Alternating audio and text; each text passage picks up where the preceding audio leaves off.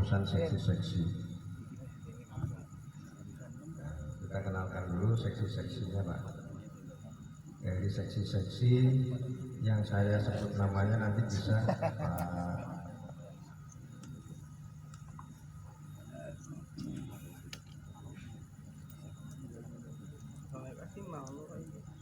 Kita di sini masih menggunakan perangkat-perangkat yang lama Pak, seksi-seksi pengurusnya.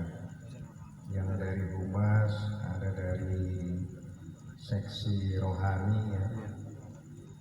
Ini saya sebutkan ya Pak ya. Saya sebutkan bahwa di kepengurusan ini kita ada seksi humas, seksi rohani, bidang Islam, juga bidang non-Islam, seksi perlengkapan, seksi pemuda dan olahraga, seksi keamanan, dan terakhir seksi konsumsi. Kenapa masih ada seksi konsumsi? Kalau pengurus RT punya hajat, misalkan kayak 17 Agustus, itu konsumsi diperlukan juga, ada bidangnya. Nggak mungkin kita main tunjuk-tunjuk karena sudah kita berikan tugas seksi-seksi. Adapun seksi humas yang pertama ini bersifat sementara, bisa penambahan Pak. Ada Bapak Ahmad dari blok I, ada Bapak Hasan dari blok H2, ada Dewi Kurniawan blok O, dan Bapak Sarif blok C1. Ini di humas kita ada 4 orang. Jadi memang sebetulnya malam ini kita mengenalkan ya, diri, mengenalkan gitu, supaya bapak-bapak juga kenal juga struktur kita. Pengurusan kita ini bukan hanya ketua, sekretaris, bendahara, tetapi punya tim termasuk perlengkapan. Kemudian seksi rohani di sini ada Ustadz Arif Rahman, Fatur Rahman ya, dari blok B1. Kemudian Ustadz Muhammad Rusdi itu masuk ke tim rohani bidang Islam. Yang non muslimnya ini belum ketemu karena kemarin bapak-bapak yang non muslim masuk ke Rukem semua. Baik di Rukem, nanti struktur Rukem Pak Wakil yang akan menjelaskan. Kemudian seksi perlengkapan ada Pak Yanto, Pak Waljiman, Pak Reta dari blok DIFG, Pak Nur Hasan dari blok L, Pak Beni dari blok D. Ini seksi perlengkapan. Kemudian seksi pemuda dan olahraga ada Bapak Ahmad Jayadi di blok L1 Pak. Itu dia pemain bola ini sama dengan Pak Ari.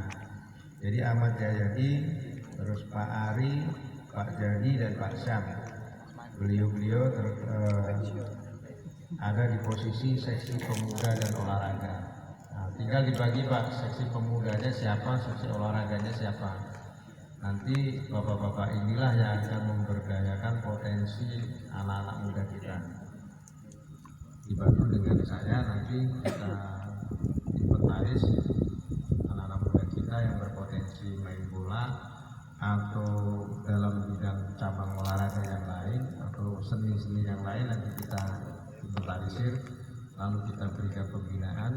Kalau perlu kita adakan pelatihan, misalnya kayak pelatihan silat atau karate, bisa marawis. Nah, itu salah satu potensi marawis.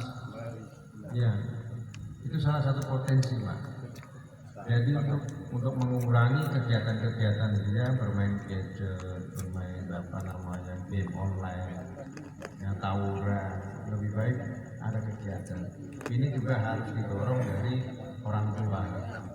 Orang tua harus tegaskan, kalau jadwalnya minggu dia latihan bola, bangunin, kalau dia tidur bangunin main bola, sehingga ada di rumah ini pembinaan orang tua, disiplin dia, setiap minggu dia harus ikut olahraga. Di lapangan nanti dibina oleh kita supaya nanti mentalnya itu bagus. Yang selanjutnya seksi keamanan. Seksi keamanan kita masih Pak Suwanto atau Bapak Edi, kemudian Pak Hairul Akbar atau Pak Har, Pak Rifki atau Vicky. Kita masih tetap dengan security yang lama. Alhamdulillah menurut saya kinerja masih baik, masih bagus. Tinggal yang perlu ditingkatkan mungkin patrolinya, pengawasan kalau siang hari. Jadi walaupun tidak bertugas, minimal sebagai security punya insting yang waspada. Ada tukang-tukang pemulung yang kira-kira mencurigakan, diawasi. Kami juga siang itu terkadang Pak, kalau mungkin kita berangkat keluarnya lewat sini, itu sengaja memang sekalian mengontrol. Ada Bapak Ade dari Blok M, Pak Ade, kemudian untuk ibu-ibunya, Ibu Wakil Ketua RT dan Ibu RT nanti membantu di sistem konsumsi. Nah, inilah yang perlu saya perkenalkan pada Bapak-Bapak sekalian, bahwa kita punya tim perlengkapan. Ketika kita butuh pasang CCTV, pasang lampu, pasang tenda, kita pastikan menggunakan tim perlengkapan. Nah, selebihnya kalau ada yang musibah kematian itu nanti tim rukem dan tim perlengkapan turun di lapangan, dibantu tim pengurus. Nah, ini penjelasan mengenai rukem, kita akan kembali nanti ke poin yang 4 setelah yang 3 ini. Ada sanggahan atau ada pertanyaan atau ada tambahan? Silakan Pak, mengenai tim pengurus kalau ada tambahan.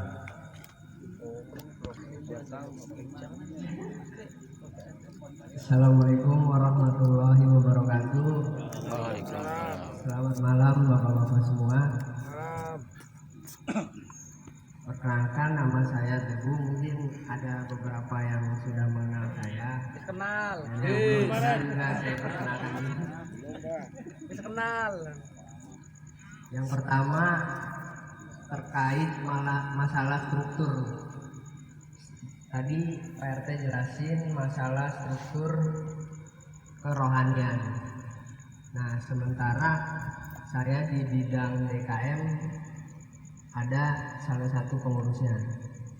Nah, yang ingin saya tanyakan terkait masalah job desk kerohanian tersebut, Pak RT.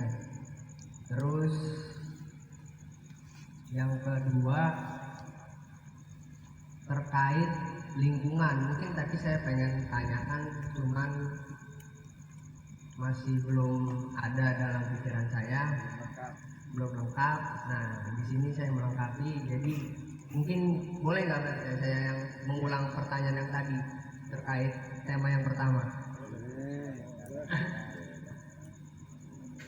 Yang ingin saya tanyakan, yang kedua itu masalah jalanan nih Pak RT. Yang selama ini yang sudah larut lama yang tak kunjung rata, bahkan malah jadi jalanan yang kayak apa ya dibilang ninjatori, jadi di sana naik di sini turun gitu Pak RT. Nah, itu bagaimana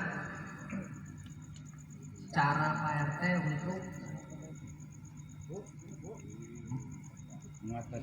untuk mengatasi masalah tersebut, dan bagaimana pula terkait masalah rumput yang di depan gapura blok DFG yang kemungkinan saya sering kali lewat situ.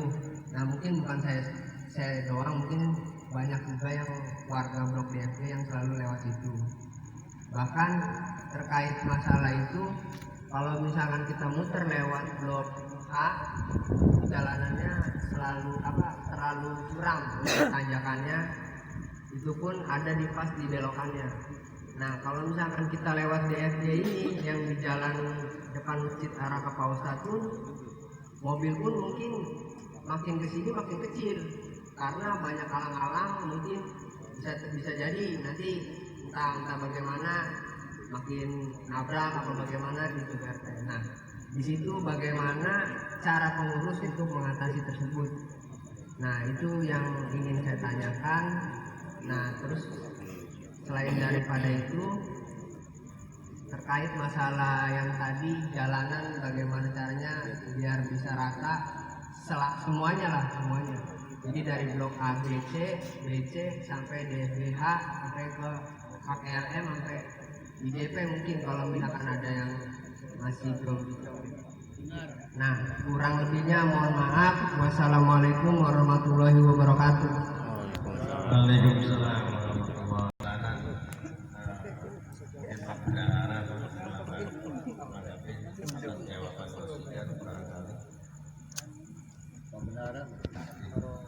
Mungkin begitu juga di kepengurusan DKM juga, karena melihat kondisi kesibukan beliau ya, yang hanya kita cantumkan namanya.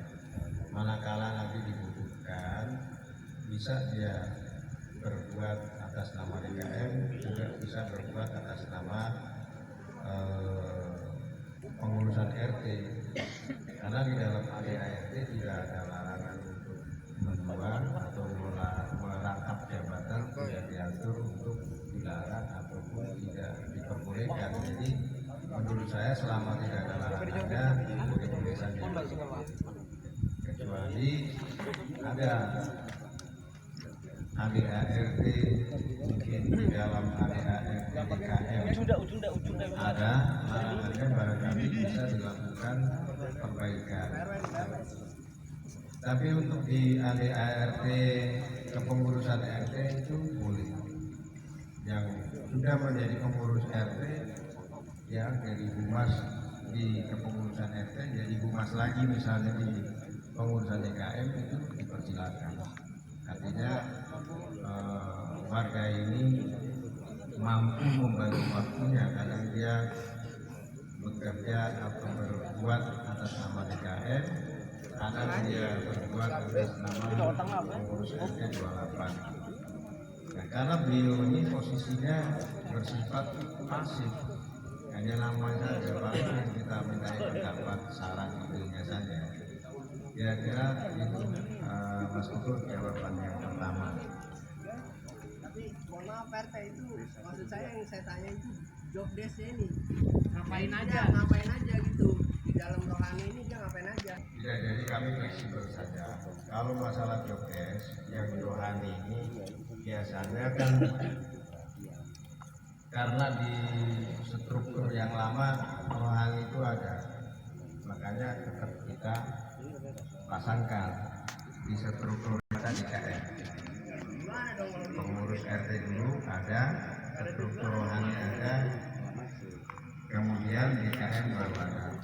Nah, job desk-nya yang namanya rohani, seputar rohani, mungkin kita pengurus RT ada acara misalnya 17-an ya, nggak mungkin Pak Wakil suruh pimpin doa, bagian rohani pimpin doa. Biasanya itu aja Mas Udu, paling pimpin doa. Kemudian kita ada misalnya warga yang mengundang ke pengurus RT pindahan rumah misalnya, selamatan, ya itu nggak mungkin juga kita Pak Bendahara saya suruh pimpin doa. Rohani sebentar itu ada jobdesknya, tidak ada dia merayakan ulang tahun merayakan Hari Besar Islam RT yang menyelenggarakan seksi rohani, itu bukan itu, hanya sebagai pelengkap saja. Karena struktur itu kan mesti lengkap. Kalau misalnya dengan adanya DKM, tidak juga kita mengambil job dari DKM yang ada, tetap DKM mengadakan PLBI, kita rohani kita juga tidak mengambil alih, tetap itu PLBI itu adalah dari DKM. Nah, kalau kebetulan orangnya sama, tinggal dia membagi waktunya. Kalau di saat dia dibutuhkan DKM, kami tidak larang atau kami juga tidak menghalangi, silahkan. Fleksibel, kami fleksibel aja. Ini kan hanya struktur non pemerintahan ya, misalnya organisasi juga organisasi warga, misalnya organisasi NGO atau LSM atau ormas. Kayak sahabat nyari orang tinggal Ya. tolong RT. Misalnya Bapak punya hajat nih, kebetulan Pak Ustadz lagi nggak di tempat misalnya, Pak dari pengurus RT ada nggak yang bisa pimpin doa? Bisa. Tapi kalau misalnya di situ ada Pak Ustadz ya Pak Ustadz, artinya keagamaan di lingkungan kita ini setelah ada DKM itu kita prioritas DKM. Jadi kalaupun struktur ada di rohani, di bidang rohani, di kepengurusan RT itu pelengkap. Karena nanti siapa yang ngurusin kerohanian? Yang ditanyakan kan baru satu agama, agama Islam. Bagaimana kalau yang rohani non Islam? Kan tidak ada kaitannya dengan DKM. Kalau rohani non Islam gimana Pak? Jawabnya gimana? Kalau rohaninya non Islam? Ya Islam sih Pak, Oke. Tadi yang ditanyakan Islam, kalau Islam gimana? Ya bangsa doa gitu. Nah artinya bidang-bidang ini tetap ada walaupun kinerjanya fleksibel. Kalau ada warga kita yang beragama non-muslim yang berurusan dengan keagamaan, maka bagian non-muslim bidang rohani yang menangani. Gak mungkin Pak Ustadz saya suruh Pak non-muslim Pak, tolong. Kita punya lembaga bidangnya yang memang non-muslim yang berkompeten di situ. Maka bidang rohani diperlukan di dalam satu organisasi kepengurusan karena berhubungan dengan agama. Gitu. Kita ini kan di sini rapat warga, berarti kan bukan rapat DKM. Andai kata rapat warga ini di sini depan ada tumpeng misalnya, Bapak perlu panggil DKM dulu atau rohani? gampang aja udah Pak. Nah, fleksibel jawabannya. Kalau kita ada rohani, kita misalnya sini non muslim semua misalnya, ya pimpin doa non muslim. Ada Pak non muslim juga mau makan enggak pimpin doa juga. Ada. Artinya bidang rohani itu fleksibel. Nah kalau bertepatan dengan yang beragama Islam, kemudian kita punya acara bidang rohani kita ada, ya dialah yang bikin doa.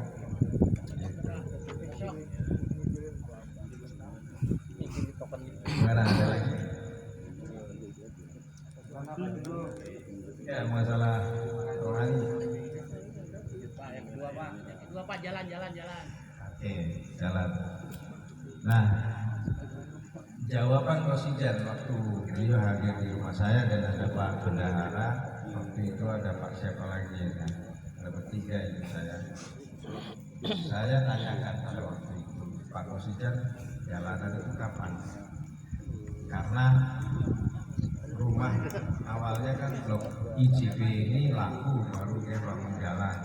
Dia udah bangun jalan dia blok D sampai mau nyampe ke masjid ya, masjid di Solo kan belum diblur waktu itu janjinya waktu kita demo mengenai jalan.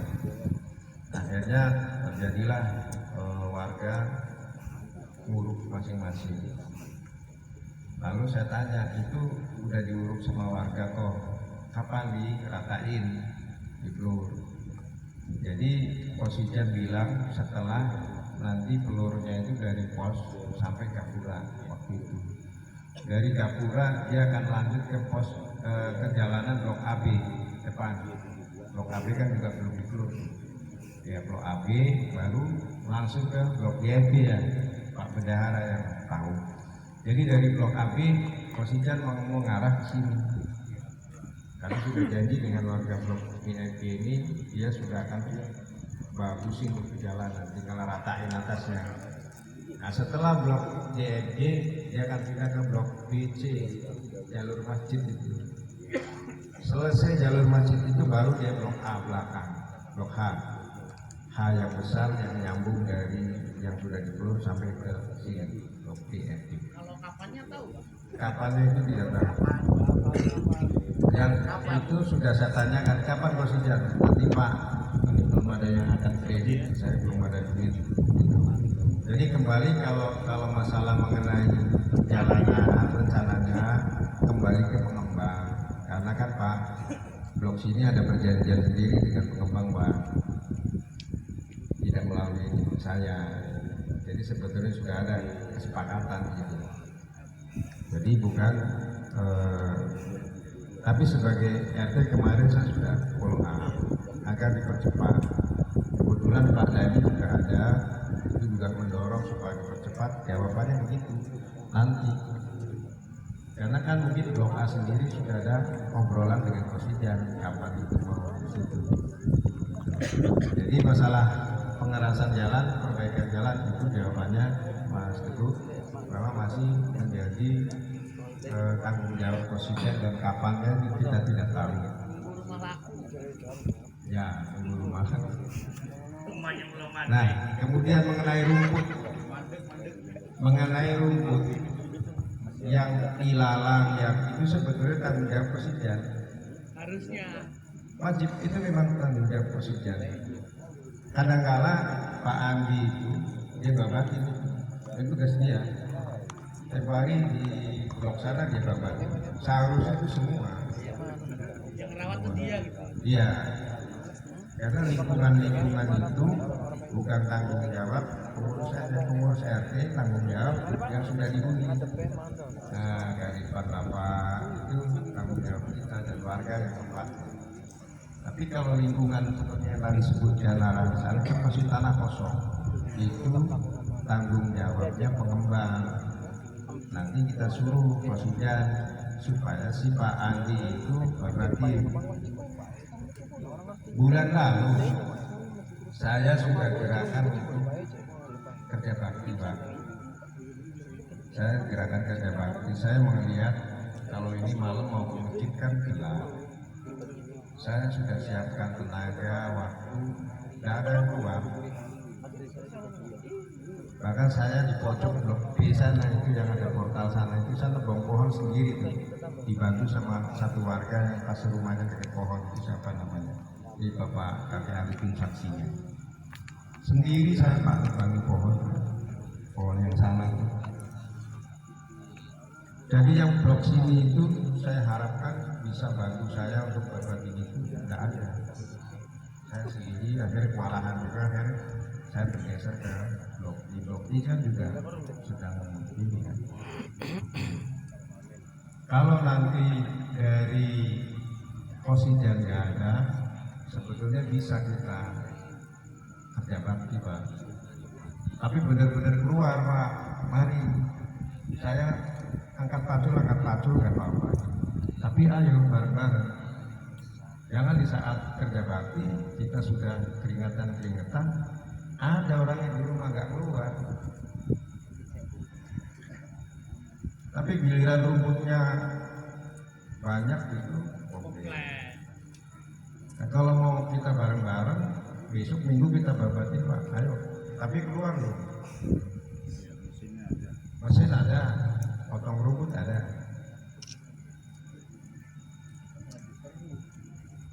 Ayo, gimana? Insya Allah itu. Nanti kita udah pacul-pacul nih ya. Kamu bareng-bareng Pak, ayo kita kerja bakti kapan? Disepakati, kita potong mesin rumput ada, bensin Pak, udah harus siap kasih bensin, bisa. Tapi sebetulnya kalau mau tanggung jawab Kosijan pengembang, karena itu tanah lahan belum ada pemilik, kecuali ini di depan rumah kita ini pemilik yang punya tanggung jawab. Gitu. Yang ketiga.